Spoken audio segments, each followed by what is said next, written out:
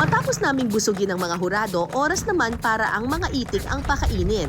Pero ang mga pakain sa itik, kailangan pa daw naming kunin sa ilog.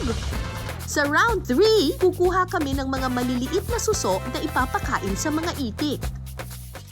At para makuha namin yung mga susong yun, nandun sila sa ilalim ng ilog.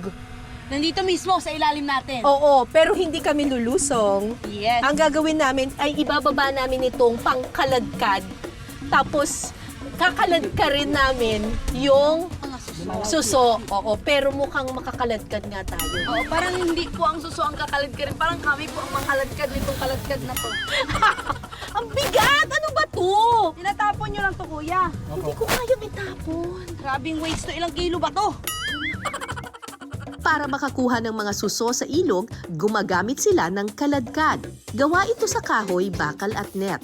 Kailangan itong ihulog sa ilalim ng tubig at saka kakaladkarin o hihilahin gamit ang bangka.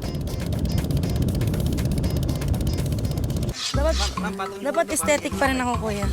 Kuya, pangarap ko to, kuya, yung mga lambat-lambat, kuya, ng mga document. Sa loob ng 10 minuto, paramihan kami ni Shuvi ng makakaladkad o makukuhang mga suso. Kusina Battle Itikan Edition Round 3, Fighting! 2, 1, go! Tara na! Tara na! Kuya! Ayun na!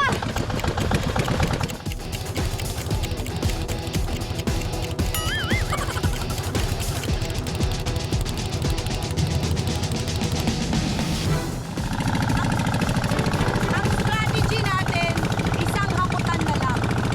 Isang hakutan sa 10 minutes. Hindi ako pwedeng matalo. Kilala niyo ako, hindi ako pwedeng matalo. Pero maganda ka, Miss Cara. Dahil 10 timba ng gusto ang makukuha ko in 10 minutes. Okay, so nahulog na namin sa ilog yung kaladkad. Hopefully, yung pinaghulugan natin ng kaladkad ay marami siyang makakaladkad na mga suso. After 2 minutes, hahanguin natin ito.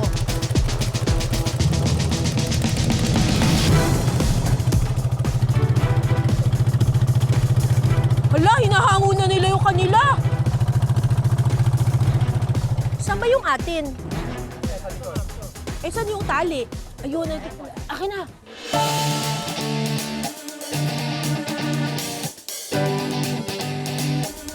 Wow, ang dami naming nakuha. May isda kami! May isda! May isda kami!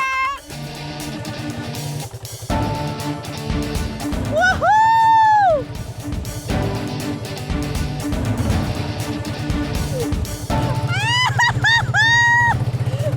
May ulam na kami! May mga hipon. Ayun. O, sige pa, isa pa, kuya. Isa pa. Sige pa, kuya. Oo, mabigat. Alam, marami tayong nakuha. Mga suso. Marami ka. Wala talagang isda. Ang laki! Ang laki. Ang laki ng hipon. Oh.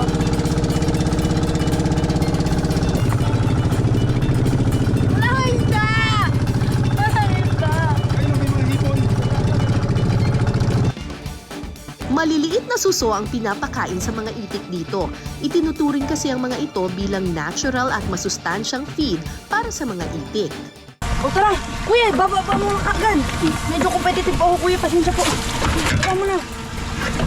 Hala! May isda! Oh my gosh! May isda! Hindi ko alam paano kunin yan. Kuya, ibaba mo muna yan. Are you dead? Why are you dead? Oh no! Bye! Lala, in loving memory of this fish. Matay na siya. Ah! Oh my God! Anyari? Hihilahin na natin? Ah, sige. Na-stuck na tayo. Kuya, hilahin na natin. Nasaan na? Saan na yung panghila? Teka, Shuvi, mukhang na-stuck kami sa sarili naming kaladkad. Anong nangyari? Pwede sinabi natin, ano? Para. Patay. Nasiraan kami. Pero feeling ko kaya may nasabit kasi sobrang bigat na siguro nung nakuha namin. Hanggang dito rinig ah. Ingay ah. Makaingay ng Shubi at Trata. Hanggang dito, naririnig ko yung boses. Ayan na. Akin na, hilahin ko na. Sigurado na raw yung panalo ko. Mukhang puno. Teka lang po. Ay, ang bigat. Hatak! Teka lang po. Hatak!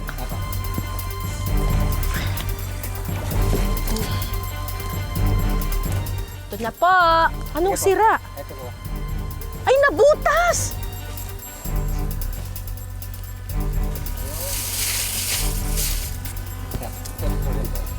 Pero sana marami pa rin nakuha.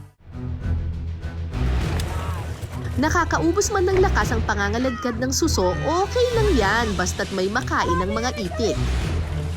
Hatak! Teka lang po. Hatak!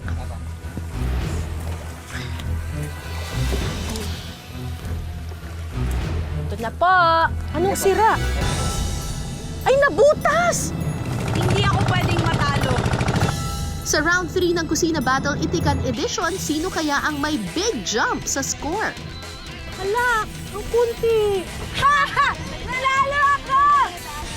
Yay! Hala, ang dami! Yes! Yes! Ilang beses kayo naglaglag? Dalawa lang kami kasi nabutas yung net namin. Oh, Hala, ang dami! ang nanalo talaga. Hala, grabe! Ang dami! Oh, sus! Oh well, sometimes the underdog will really win. Will always win. Huwag na po nating timbangin. Alam na po natin kung sino ang nanalo. May nanalo na! TDH!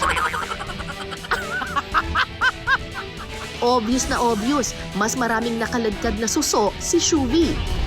Sa round 3, wagi ang diskarte ni Shuvi. Yay! Palakpakan niyo ako! Palakpakan! Nanalo tayo guys sa lahat ng pamilya ko. Ito na po yun. Simula na po ng pangarap natin. I can't believe nanalo ako sa challenge na to. Mabawi pa ako. Kuya, I hope I made you proud.